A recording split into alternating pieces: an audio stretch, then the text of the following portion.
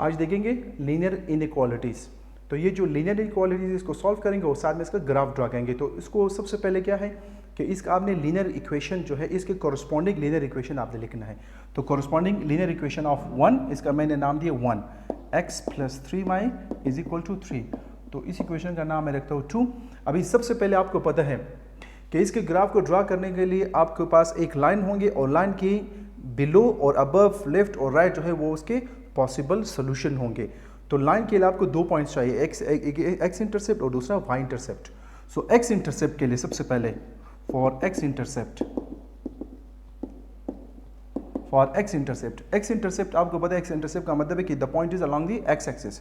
जो पॉइंट भी along the x axis उसका वाई कोऑर्डिनेट 0 होगा। तो इस वजह से मैं यहाँ पे वाई को 0 के बराबर रखता हूँ। For x intercept put y = 0। तो y को 0 रखेंगे इन इक्वेशन 2। इस इक्वेशन में x + 3, y की जगह 0 रखेंगे = 3। सो x = 3। ये है x इंटरसेप्ट। अभी जो point along the x axis होगा, पॉइंट अलॉन्ग x एक्सिस, सो जो पॉइंट अलॉन्ग x एक्सिस होगा उसका जो x कोऑर्डिनेट है वो 3 और उसका जो y कोऑर्डिनेट है वो 0 है। ये तो पहला। इसी तरह y इंटरसेप्ट के लिए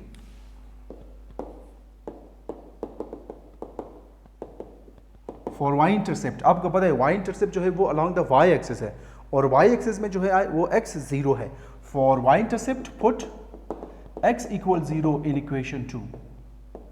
तो ये जो इक्वेशन 2 है y इंटरसेप्ट के लिए x को 0 रखेंगे। तो x की जगह रखेंगे 0 + 3y = 3। तो 3y = 3। इक्वेशन के दोनों साइड को 3 से डिवाइड करेंगे, y = 3 कैंसिल होगा, यहाँ पे 1। तो ये y इंटरसेप्ट। अभी जो point along the y axis होगा, अलॉन्ग y एक्सिस, तो उसका जो x कोऑर्डिनेट होगा वो 0 होगा और उसका जो y कोऑर्डिनेट है वो 1 है। अभी जो है इन दोनों पॉइंट्स की मदद से मैं लाइन ड्रा करूंगा, लेकिन उससे पहले सबसे पहले आपने टेस्ट करना है कि मतलब अभी आपका जो पॉसिबल सॉल्यूशन का जो रीजन है वो उस लाइन के उसमें जो है वो रीजन शामिल होगा कि नहीं। सो यहां पे लिखेंगे फॉर ओरिजिन,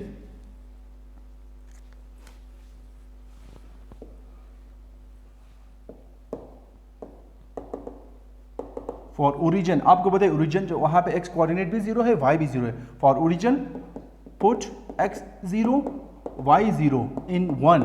यहां पे जो आपका लीनियर इनइक्वालिटीज है उसी में रखेंगे। अगर ये ट्रू हुआ तो आपका जो ओरिजिन है वो भी सोल्यूशन सेट में होंगे, ओरिजिन साइड। अगर वो फॉल्स होगा तो ओरिजिन साइड जो है वो सोल्यूशन सेट में शामिल नहीं होगा। तो यहाँ पे x की जगह भी 0 रखेंगे, y की जगह भी 0 रखेंगे। सो 0 + 3 × 0 = or less than 3। अभी आप देखिए 0 = or less than 3, तो ये ट्रू है। आपको पता है 0 < 3, तो ये ट्रू है। इसका मतलब है जो ओरिजिन है ये इसके सोल्यूशन सेट में शामिल है। तो यहां पे लिखेंगे origin side included in solution sets SS। तो अभी ग्राफ ड्रा करते हैं।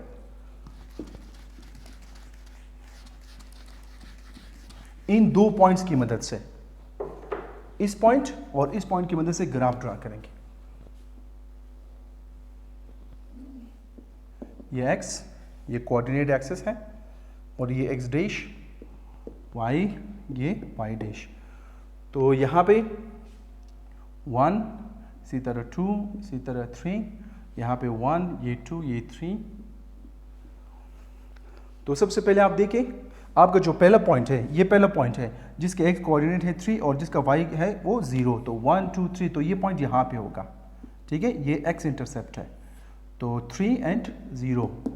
और इसी तरह दूसरा पॉइंट आपका है, आप देखें दूसरा पॉइंट है 0 और 1। इसका ये आपका y इंटरसेप्ट है, इसका x कोऑर्डिनेट 0 है और y कोऑर्डिनेट 1 है। तो ये पॉइंट यहाँ पे होंगे, इस पॉइंट पे। तो यहाँ पे आप लिखेंगे 0 1। अब इन दोनों पॉइंट को आप ज्वाइन करेंगे जिससे आपको लाइन मिलेंगे, ये लाइन। अभी क्योंकि वहां पे जो मैंने चेक करवाया था जो ओरिजिन साइड है वो सॉल्यूशन सेट में शामिल है, तो ओरिजिन ये है, इसका मतलब ओरिजिन आपके सोल्यूशन सेट में शामिल है, इसी वजह से इसका जो सोल्यूशन होगा वो इस लाइन के बिलो होंगे। ये सारे रीजन जो है ये इसके सोल्यूशन सेट में शामिल है। तो ये जो रीजन है ये इस इनइक्वालिटीज़ के सोल्यूशन सेट में शामिल है, जिसमें ओरिजिन भी शामिल है। Thank you.